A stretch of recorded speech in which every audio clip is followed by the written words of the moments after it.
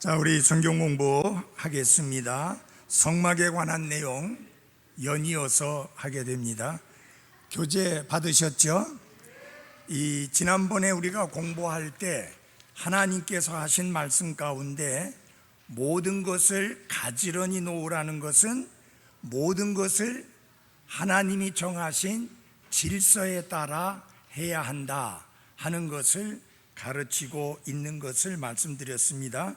심지어 출애굽기를 기록하게 하실 때에도 먼저 율법을 주심으로 인간이 하나님 앞에 얼마나 무력하고 추하고 더럽고 사악한 죄인인가를 보여주시고, 그 다음에 하나님이 주신 헌물에 관한 하나님의 명령을 통해서 하나님의 풍성하신 은혜를 보여주는 그런 순서로 기록이 되어졌습니다.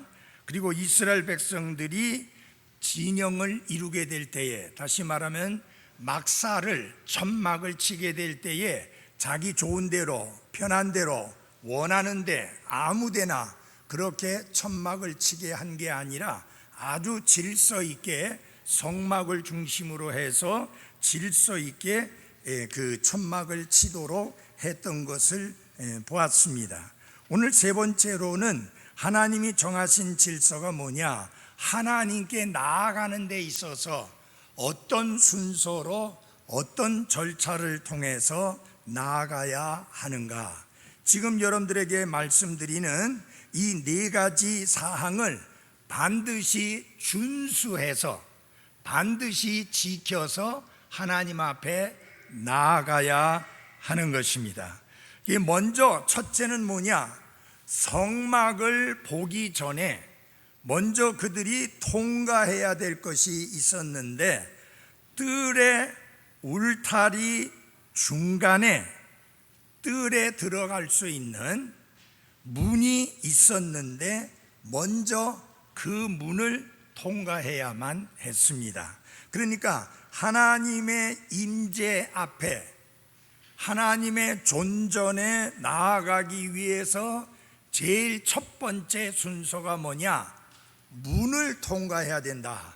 그러면 그 문을 좀 한번 보시겠습니다. 지금 흐려갖고 잘 안 보이는데, 요쪽에 보면은 이거 포인터가 있어야 되는데 포인터 없나요? 요쪽에 보면은 여기 천막이 있고 요쪽에 보면 문이 보이죠? 저 문을 통해서 들어가야 합니다. 저 안에를 성막이라고 부르는데, 그 성막은 지성소와 성소로 나눠져 있는데 하나님이 계시다는 것을 상징하는 겁니다. 거기에 들어가기 전에 제1차적인 순서가 뭐냐, 요 문을 통과해서 들어가야 하는 게 첫 번째 순서입니다. 그래서 예수님께서 이렇게 말씀하셨습니다. 누구든지 하나님께 나아오려면은 내가 곧 길이요 진리요 생명이니 나를 통하지 않고는 아무도 하나님께 나아갈 수 없다라고 말씀하셨고, 예수님께서 요한복음 10장 9절에서 나는 문이다, 그래서 나를 통해서 들어가면은 구원을 얻는다. 그래서 하나님께 나아가려면 반드시 먼저 어떻게 돼요? 구원받아야 합니다. 그래서 구원의 문을 통과해야 하나님의 존전에 하나님의 임재 앞에 나아갈 수 있는 겁니다. 두 번째는 뭐냐면은, 두 번째는 놋 제단에 와서 피를 뿌려야만 합니다. 자, 저 안에 들어가면 제일 먼저 만나는 게 뭐냐면은 놋 제단이라고 하는 것입니다. 제단인데 번제 헌물을 드리는 제단인데, 그 제단이 안에는 나무로 되어 있었지만 바깥은 전부 다 놋으로 쌌습니다. 놋을 입혔습니다. 그래서 겉으로 보면은 무슨 단이에요? 놋으로 만들어진 제단이기 때문에 다른 말로 놋 제단이다, 그렇게 부릅니다. 자, 하나님 앞에 나아가려면은 반드시 뭐가 있어야 돼요? 피가 있어야 됩니다. 피 흘림이 없이는 하나님 앞에 나아갈 수 없다고 히브리서 10장은 우리에게 분명히 가르쳐 주고 있고요. 특별히 히브리서 9장 22절에서 우리가 피를 통해 하나님 앞에 나아간다. 그 피는 누구의 피해야 되느냐? 죄도 없고 흠도 없고 티도 없는 그런 피해야 되는데, 우리 가운데 어느 누구도 그런 피를 흘릴 수 있는 사람이 없는데 오직 예수 그리스도께서 점도 흠도 티도 없는 거룩하신 피를 흘려주심으로 그 피를 통해서 하나님 앞에 나아갈 수 있게 되는 것입니다. 그래서 반드시 피를 흘려야 됩니다. 노제단에서 번제 헌물을 죽여서 거기서 피를 다 쏟아서 피를 흘려야만 되고, 그 다음에 세 번째, 자, 양을 잡고 피를 흘리고 그렇게 하다 보면은 무엇이 더럽혀지느냐? 손이 더럽혀집니다. 그래서 제사장이 섬김의 자리에 나아가기 전에 먼저 해야 할 일이 뭐냐? 손을 씻어야 합니다. 그래서 손을 씻기 위해서 있는 게 두 번째 있는 게 뭐예요? 파란 색깔로 되어 있는 뭐예요? 물두멍입니다. 물두멍 하니까 이게 옛날에 쓰던 언어인데 요새는 그런 말 안 쓰는데, 한마디로 말해서 세수대야다, 손을 씻는 대야다, 그렇게 아시면 됩니다. 그래서 손을 씻어야 되는데, 우리가 주님을 섬기는 데 있어서 예수 그리스도를 통해서 구원받았을 뿐만 아니라 그 다음에 주님을 섬기는 우리는 깨끗함 속에서 주님을 섬겨야 하기 때문에 우리의 매일매일의 삶 속에서 손 씻는 경험들이 필요합니다. 왜요? 우리 모두가 완전한 자가 아니니까 범죄할 수 있고 하나님의 말씀을 거슬려 하나님께 불순종할 수 있기 때문에 예수님의 피로 우리가 깨끗게 된 상황 속에서 하나님 앞에 나아가고 그리고 주님을 섬기는 것을 하게 되는 것입니다. 그래서 섬기는 일에 앞서서 반드시 물두멍에서 손을 씻어야만 합니다. 하나님의 집에 여러 그릇이 있는데 하나님이 쓰시는 그릇은 귀한 그릇이 아니에요. 비싼 그릇이 아니에요. 무슨 그릇? 깨끗한 그릇입니다. 여러분 집에서도 마찬가지잖아요. 아무리 그 그릇이 비싸도 그 그릇이 더러워져 있으면 손님이 왔을 때 대접하는 일에 쓸 수 없고, 집에서 여러분들이 식사를 하거나 할 때에 요리를 해서 담을 때에 그 더러운 그릇이 아무리 비싼 그릇이라 할지라도 거기에 담을 수가 없습니다. 마찬가지입니다. 아무리 좋은 재능을 가지고 있고 아무리 하나님께로부터 받은 은사가 뛰어나고 그리고 그의 능력이 출중하다 할지라도 하나님은 그것 때문에 쓰는 게 아니라 하나님은 어떤 사람을 쓰신다? 깨끗한 사람을 쓰신다. 그래서 디모데후서 2장 21절에 그것을 가르쳐 주고 있습니다. 그 다음에 하나님의 임재에 들어가기 전에 휘장을 통과해야만 한다. 자, 하나님의 임재를 상징하는 게 어디냐면은 지성소라고 불려지는 저곳입니다. 자, 그럼 우리가 알아야 되는 것은 백성들은 문을 통해서 그들이 하나님께 드릴 번제 헌물을 가지고 오고 더 이상 진전 안 됩니다. 그 다음부터는 누가 하느냐? 제사장이 하는 겁니다. 그래서 제사장이 피를 가지고 들어갈 수 있는 거고, 그 다음에 저기 하나님의 임재를 상징하는 지성소라고 하는 곳은 제사장도 못 들어갑니다. 대제사장만이 들어갑니다. 근데 대제사장도 늘 들어갈 수 있는 게 아닙니다. 1년에 한 차례 속죄일이라고 하는 그 날에 대제사장이 1년에 한 번만 들어갈 수 있습니다. 그래서 성경 기록에는 없지만 그 이스라엘 백성들의 이야기 속에 혹은 전승 속에 요세푸스의 그 기록 속에 보면은 무슨 내용이 나오느냐? 대제사장이 지성소 안에 들어갈 때에 여기 다리에다가 끈으로 묶어가지고 들어간다고 하는 것입니다. 왜 그러느냐? 혹시 대제사장이 하나님 앞에 합당하지 못해서 하나님이 쳐서 그가 죽을 수 있거든요. 그러면은 그 거룩한 곳은, 거룩한 것 중에 거룩한 곳은 심지어 제사장조차도 못 들어가니까 죽은 그 사람의 시체를 처리할 방법이 없잖아요. 그래서 이 대제사장이 거기 안에 들어가서 섬기게 될 때에 그가 입은 옷의 밑단에 방울들이 달려 있습니다. 그래서 섬기게 되면 딸랑딸랑딸랑딸랑 소리가 나니까 저가 살아가지고 섬기고 있구나 하는 것을 밖에서 알 수 있는데 이게 너무 오랫동안 소리가 안 나요. 그러면 하나님이 치셔서 뭔가 문제가 있어서 죽었구나. 그래서 끈을 잡아 당겨가지고 그 지성소에서부터 시신을 끄집어내는 그런 역사가 있다라고 합니다. 물론 성경이 그렇게 기록되어 있지는 않습니다. 내려오는 유대인의 전승에 의하면 그런 내용이 있습니다. 그만큼 하나님의 임재 앞에 나아간다고 하는 것은 정말로 아주 조심해야 되고 철저하게 거룩하고 온전해야 한다는 것을 잘 보여주고 있는 것입니다.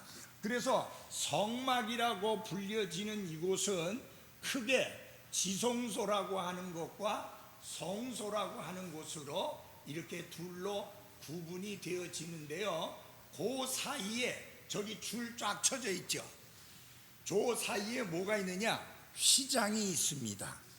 그래서 휘장을 통과해야만 지성소 안에 들어갈 수 있습니다. 제가 펜실바니아주 랭캐스터에 갔을 때 성경에 나와 있는 성막 그대로 그 크기대로 만들어 놓은 것이 있었습니다. 그런데 성소 부분은 자유스럽게 들어가서 구경도 하고 사진도 찍었습니다. 그런데 지성소 부분은 들어가지를 못하게 해요. 아니, 그게 진짜 지성소 아니잖아요. 만들어 놓은 모형이잖아요. 그런데도 하나님의 거룩하심, 하나님의 존전에 나아간다는 게 얼마나 거룩함 가운데 나아가는 것인가 하는 것을 가르치기 위해서 관광객들로 하여금 지성소라고 불려지는 곳에는 들어가지도 못하고 사진도 못 찍게 해놨습니다. 그러면 어떻게 보게 했느냐? 옆에 유리를 해가지고 유리를 통해서만 그 안에를 들여다보게 했습니다. 그렇게까지 한 것은 바로 구약시대의 지성소라고 하는 곳이 얼마나 거룩한 곳인가 하는 것을 보여주기 위함입니다. 왜냐하면 하나님께서 그곳에 초자연적인 영광의 빛으로 거기에 하나님이 거하셨기 때문입니다. 자, 그렇게 네 가지로 하나님은 철저하게 질서를 정하셨습니다. 잘 보십시오. 백성들은 저 문을 통해 들어와서 번제단까지 와서 헌물을 제사장에게 건네주고 나갑니다. 그 다음에 제사장은 성소 안에 들어와서 불도 붙이고 그 다음에 떡도 진설하고 향단에 향도 갖다 놓고 그렇게 섬깁니다. 그렇지만 지성소 안에는 못 들어갑니다.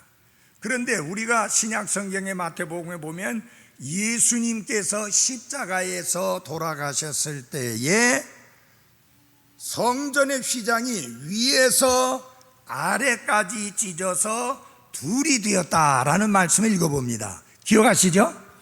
그건 뭐냐면 성전과 성소와 지성소를 가로막고 있었던 그 휘장이 이제는 제거되어서 누구든지 예수 그리스도를 통해서 하나님께 나아가는 자는 당당히 하나님의 은혜의 왕자 앞에까지 나아갈 수 있다 하는 것입니다. 근데 이 휘장은요 얼마나 단단한지 초자연적인 하나님의 역사가 없이는 안 찢어집니다.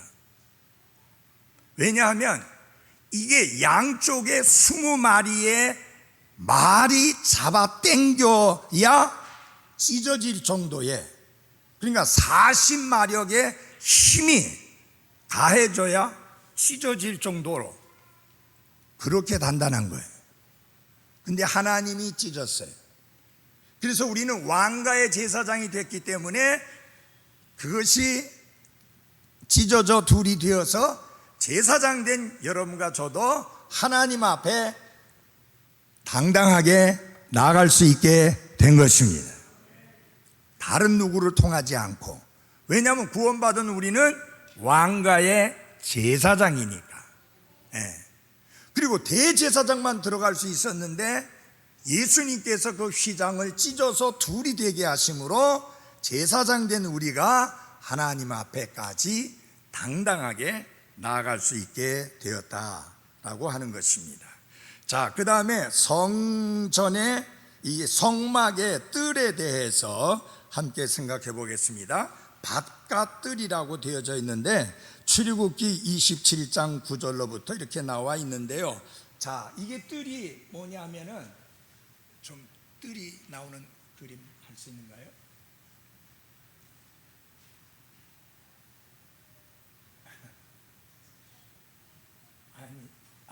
조금만. 됐어요. 요게 뜰입니다. 저 안에가 뜰이고, 그 다음에 여기 보면은 이렇게 휘장이 해서 울타리가 쳐져 있죠. 울타리 쳐진 거 보여요? 저 울타리가 쳐져 있습니다. 그러면 저 울타리를 친 이유가 뭐냐? 누구든지 오너라, 아무 부담 없이, 그게 아니고 오지 마라, 차단하는 울타리입니다. 말하자면 하나님이 정하신 질서와 요구 조건에 맞게 나오라고 하는 그런 말씀입니다. 그래서 울타리는 차단의 울타리다. 오는 것을 차단하는 울타리다. 그러니까 한마디로 말해서 뭐냐? 접근 금지라고 하는 것입니다. 자, 그 크기가 거기에 나와 있는데요. 그 크기를 거기에 이제 나와 있는데 남쪽과 북쪽면의 길이가 100규빗, 제일 긴 쪽이 이게 100규빗이고요. 폭은 그 다음에 50규빗 되어 있고, 그 다음에 중요한 게 뭐냐면 울타리의 높이가 5규빗이었습니다. 그러니까 이게 상당히 높아요. 그 울타리가 요 뺑 돌아가면서 울타리가 있는데 그 울타리가 굉장히 높아요, 여러분. 이게 1규빗이 여기에서 여기까지, 팔꿈치에서 손가락, 가운데 손가락 끝까지의 거리를 1규빗이라고 하니까 뭐 팔이 긴 사람은 더 길게 되고 보통 한 45cm 정도 보게 됩니다. 그러면은 5규빗이면은 5, 4, 20, 5, 25, 2m 25cm나 되는 거예요. 저거 넘어갈 수 없어요. 그럼 왜 그걸 했느냐? 접근 금지다, 그런 의미를 갖고 있습니다. 근데 그 재료는 무엇으로 만들었느냐 하는 것입니다. 재료를 보면은 가늘게 꼰 아마실로 만들었습니다. 그건 뭘 말하는 거냐면 휘장을 말합니다. 휘장. 여러분이 개역성경 한참 읽었을 때는 앙장이라고 하는 것, 그거를 많이 보셨을 거예요. 앙장이라는 말이 사실은 현수막이라는 뜻입니다. 현수막, 이렇게 저기 싸고 있는 것을 우리 흠정역 성경에는 현수막이라고 했는데요. 이 현수막의 높이가 상당히 높다고 하는 것은 접근 금지를 의미하는 것이죠. 그런데 그 재료가 무엇으로 만드느냐? 가늘게 꼰 아마실로 만들었습니다. 아마실은 염색하기 전에는 무슨 색깔이죠? 모르세요? 흰색이죠. 그래서 이것은 곧 하나님의 의로우심을 말합니다. 하나님의 의로우심에 죄인이 아무런 근거도 없이, 아무런 요구 조건이 충족됨이 없이 함부로 하나님의 의로움에 접근하지 말라. 그래서 접근 금지입니다. 두 번째는 뭐냐면은 이 현수막을 고정시키기 위해서는 뭐가 필요했었냐면은 기둥들이 필요했습니다. 기둥들이 굉장히 많이 세워져 있죠. 요 기둥들 굉장히 많이 세워져 있죠. 요 기둥들은 무엇으로 만들었느냐? 노수로 만들었습니다. 노 기둥도, 그 다음에 그 밑에 밑받침도 노수로 만들었습니다. 지난번에 공부할 때 노수는 하나님의 뭘 상징한다고요? 심판을 상징합니다. 하나님의 거룩하심에 하나님이 요구하시는 그 요구 조건이 충족되지 않은 가운데 함부로 접근을 했다가는 죽는다, 심판받는다. 그런 거를 이렇게 강력하게 보여주고 있습니다. 그러면서 거기에 놀라운 내용이 있는데, 그것은 뭐냐면 갈고리가 있습니다. 갈고리가 있어야 갖다 걸을 거 아니에요. 그리고 띠가 있습니다. 쪽쪽 저기 띠가 있습니다. 요것들은 무엇으로 만들었느냐? 갈고리와 띠는 은으로 만들었습니다. 은은 지난번에 공부할 때 무엇을 상징한다고요? 하나님의 구속의 은혜를 상징합니다.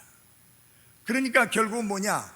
예수 그리스도의 흘리신 보배로운 피를 통해서 구속함을 받고 하나님께 나아가게 되면 절대로 심판을 받지 아니하고 당당하게 하나님 앞에 나아갈 수 있다라고 하는 것을 보여주는 것입니다. 그래서 이 울타리가 상징적으로 그림자로 예표로 보여주는 것은 뭐냐? 첫 번째는 절망의 메시지입니다. 절망의 말씀을 전해주고 있는데, 그것은 뭐냐? 인간이 직접 하나님 앞에 나아갈 수 없다. 반드시 하나님이 정하신 기준을 따라야 한다 라고 하는 것을 보여주는 게 이 울타리의 의미요, 그림이요, 상징이요, 예표입니다. 그러니까 이 높은 울타리를 세워 놓아서 이스라엘 백성으로 하여금 함부로 접근하지 못하게 한 것은 무엇을 가리키느냐?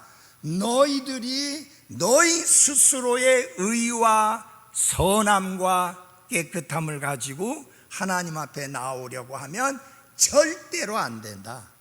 너희 스스로 직접 하나님께 접근할 수 없다. 하나님이 요구하시는 기준을 따라야 한다 하는 것을 보여주는 것입니다. 두 번째로는 심판의 메시지를 보여주고 있는데요, 아까 말씀드린 대로 상당히 많은 56개의 기둥들과 기둥 밑받침들이 결국 하나님이 요구하는 것이 무엇인가 하는 것을 확실하게 거기에서 선언을 하고 있고 선포를 하고 있는데, 그것은 무엇이겠습니까? 하나님의 의로움을 힘입지 아니하고 하나님께 나오게 되면은 결과는 하나뿐이다. 뭐냐? 심판이다.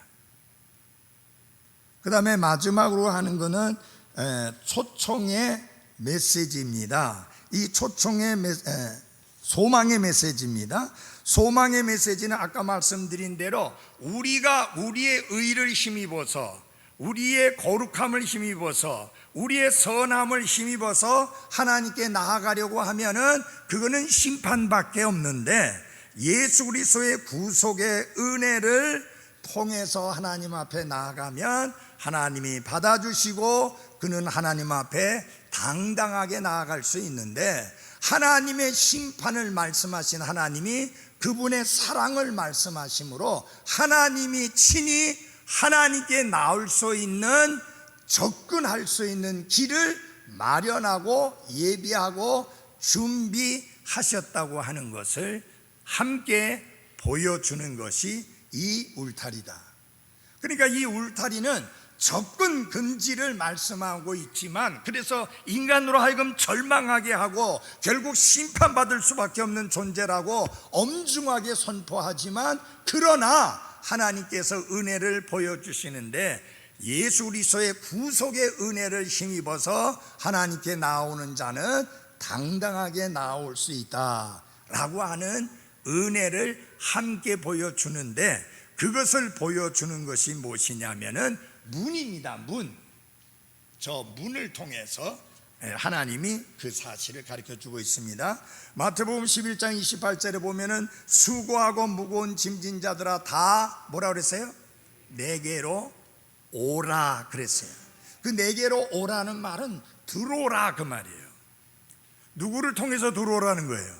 예수 그리스도를 통해서. 왜냐하면 예수님이 유일한 구원의 문이시기 때문에. 그리고 예수님이 유일한 구원의 길이기 때문에 누구든지 아버지께 나오려고 하는 자는 나를 통하지 않고는 아무도 아버지께 나올 수가 없다. 그래서 여러분 잘 들어주시기 바랍니다. 여기 뺑 둘러쳐진 저 울타리는 더럽고 추하고 사악한 죄인이 거룩하시고 의로우신 하나님 앞에 스스로 접근하는 것을 엄중하게 막고 있습니다. 그렇게 나오다가는 죽는다 하는 것을 엄중하게 선포하고 있으면서, 그러나 너에게 소망이 있다. 예수 그리스도의 보배로운 피를 통해서 하나님께 나아오면 너희들이 받아들여지고 하나님께 나아올 수 있고 하나님께 가까이 접근할 수 있다라고 하는 것을 보여주시는 이 놀라운 하나님의 은혜를 아주 상세하게 잘 보여주는 그림이 이 문입니다. 문. 저 문이 상당히 큰 의미가 있는데요. 첫 번째 보면은 들어갈 수 있는 유일한 입구입니다. 예수님께서 그러세요. 나는 문이다 그랬어요. 나보다 먼저 들어오는 자는 강도요 도적이라 그랬죠. 그 다음에 담을 넘어서 들어가면 안 되잖아요. 여기는 넘어서 들어갈 수가 없어요. 그래서 문을 통해서 들어갈 수 있는데 저기가 유일한 입구입니다. 사방으로 울타리를 쳤는데 중앙에 큰 문을 만들어 놓았습니다. 그 문이 저 안쪽으로 들어갈 수 있는 유일한 입구입니다. 그러면 이 말씀을 볼 때 우리가 신약 성경에서 어떤 말씀이 생각납니까? 나는 문이니 누구든지 나를 통해 들어가는 자는 구원을 얻고 라고 예수님이 말씀하셨고, 내가 곧 길이요 진리요 생명이니 나를 통하지 않고는 아무도 아버지께로 올 자가 없다. 그래서 예수 그리스도라는 이름 이외에 하나님이 구원의 이름으로 주신 적이 전혀 없다라고 하는 그 말씀을 확고하게 하는 것이 바로 이 유일한 문, 하나님께 나아갈 수 있는 유일한 문이 바로 여기 바깥뜰에 크게 만들어진 문입니다. 다시 한번 기억하십시오. 문이 몇 개나 있었어요? 하나였습니다. 여러분, 하나님께서 과거에 노아 홍수 시대에 방주를 만들고 그래서 방주 안으로 들어가게 했는데, 방주 안으로 들어가는 문이 몇 개 있었어요? 하나였습니다. 하나였습니다. 그리고 여러분이 아셔야 됩니다. 노아가 그 마지막으로 방주의 문을 닫은 게 아니에요. 노아에게는 그 고난이 없어요. 하나님께서 닫으셨어요.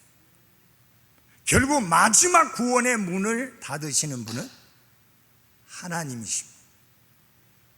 지금은 하나님이 그 구원의 문을 활짝 열어놓고 있습니다. 누구든지 원하는 자는 그 문을 통해 들어와서 구원을 얻을 수 있습니다. 자, 그런데 이 문의 특징을 또 한번 보겠습니다. 제한적이지 않은 넓은 문이다, 그런 것입니다. 다시 말하면 이 문이 굉장히 넓어요. 그 말은 무슨 뜻이냐? 원하는 자는 누구든지 들어올 수 있도록 소위 말하면 개방되어진 문이다 라고 하는 것입니다. 그래서 하나님께서는 아무도 멸망하지 아니하고 다 회개하여 구원받게 이르기를 하나님은 원하십니다. 그래서 이 구원과 관련해서 우리가 알아야 됩니다. 하나님께서 어떤 사람은 구원하기로 딱 미리 정해 놓으시고 어떤 사람은 지옥에 버리기로 딱 미리 정해 놓으셔서 갈라 놓은 것이 아니라 누구든지 예수 그리스도를 구원자와 주님으로 믿는 자는 하나님께서 구원하시는 은혜를 베푸신다. 그래서 제한이 없다, 그 말입니다. 남녀노소 빈부 귀천을 막론하고 누구든지 자신이 죄인임을 회개하고 예수 그리스도를 구원자와 주님으로 받아들이는 자는 구원받을 수 있다. 그래서 이 구원의 문은 제한적인 문이 아니라 열린 문이다. 누구든지 그 문을 통해 들어오면 구원받습니다. 근데 여기서 주의하셔야 될 게 있어요. 여기에 유일하게 문이 하나 있는데 나는 그 문으로 안 들어갈 거야 해가지고 다른 데로 넘어 들어가려고 한다. 그러면은 결과는 하나뿐이에요. 죽음이에요. 구원은 없어요. 멸망과 죽음뿐이에요. 왜냐하면 하나님께 나아갈 수 있는 유일한 길로 하나님께서 상징적으로 예표적으로 그림으로 미리 보여주신 게 바로 이 중앙에 있는 저 문 하나밖에 없기 때문입니다. 그 다음에 보면은 이 문에 대해서 상당히 흥미있는 내용이 있는데요. 이 문을 만들 때 저 문이 무슨 나무나 쇠로 만든 게 아니라 사실은 천으로 만든 거예요. 천으로 만드는데 4가지 실로 만들었습니다. 4가지 실을 꼬아 가지고 이렇게 만들었는데 4가지 색깔이 뭐냐면 청색, 자주색, 주홍색, 그리고 가늘게 꼰 아마실, 이렇게 4가지 실로 만들었습니다. 그 문을 그렇게 만들었습니다. 이해하시겠어요? 자, 저기 보시면은 지금 문을 걷어 올린 상태예요. 저것을 내리게 되면은 옆에 있는 모습처럼 보이게 됩니다. 옆에는 이렇게 내려져 있죠. 저 일부러 걷어 올려 놨어요. 저렇게 걷어 올려 있는데 저렇게 된 저 문이 쇠나 나무가 아니고 천인데 4가지 실로 꼬아서 만들어진 문이다 라고 하는 것입니다. 4가지 색깔이 들어갔어요. 아까 말한 대로 꼬운 아마실은 흰색이잖아요. 그 다음에 청색이 들어갔어요. 자주 색깔이 들어갔어요. 주홍 색깔이 들어갔어요. 그렇게 해서 만들었는데 이것은 신약 시대에 예수 그리스도를 보여주심에 있어서 예수 그리스도는 하나님의 아들로서 한 분이시지만 그분이 어떤 분이신가 하는 것을 하나의 복음서를 통해서 보여주신 게 아니라 4개의 복음서를 통해서 우리에게 가르쳐 주시고 보여주셨죠. 그래서 예수님의 사중적인 모습을 우리에게 가르쳐 주셨습니다. 그래서 마태복음서를 통해서는 왕이신 예수 그리스도의 모습을 보여주셨고, 마가복음을 통해서는 섬기기 위해서 오신 종의 모습으로서의 예수 그리스도를 가르쳐 주셨고, 누가복음에서는 완전한 사람 대신 예수 그리스도의 모습으로 이렇게 누가복음에서 보여주시고 있습니다. 그래서 마태복음이나 마가복음이나 요한복음보다 사람의 아들이라고 하는 The Son of Man, 이 표현이 제일 많이 나온 게 누가복음이에요. 왜냐하면 사람의 아들로 오신 예수님을 강조하고 보여주기 위함입니다. 그래서 족보를 올라가 보면은 아담에게 올라가서 그 위는 그 이상은 하나님이요, 그렇게 말했습니다. 인간이 누구로부터 왔어요? 하나님. 그래서 사람의 아들로 오신 예수님을 강조하고 가르치고 보여주는 것이 누가복음입니다.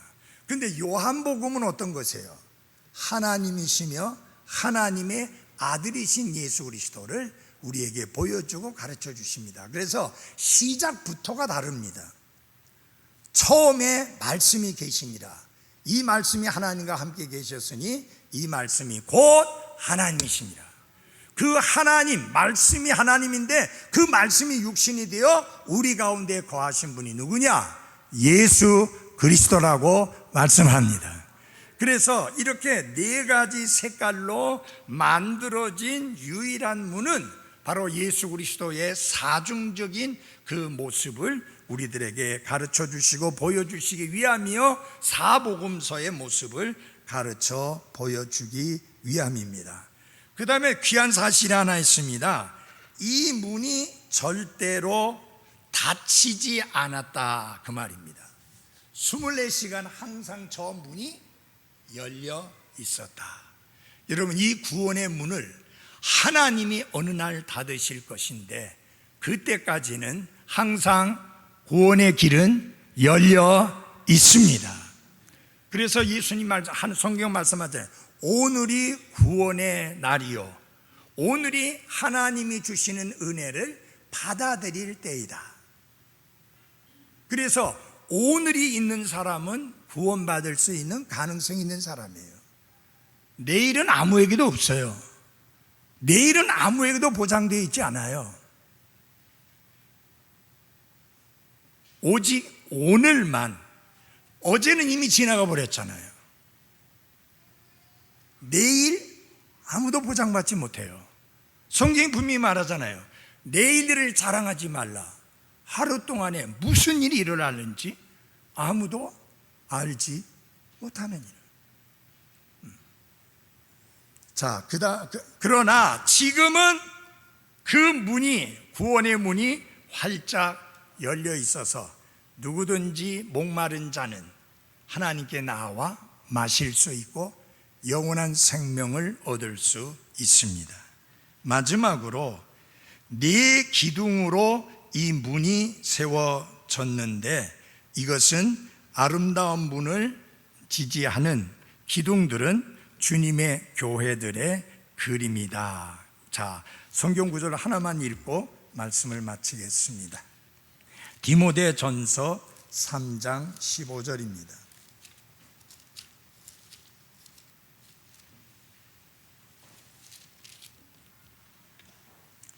그러나 네가 오랫동안 지체하며 네가 하나님의 집에서 어떻게 처신해야 할지 네가 알게 하려 하노니 이 집은 살아계신 하나님의 교회요 진리의 기둥과 뭐예요?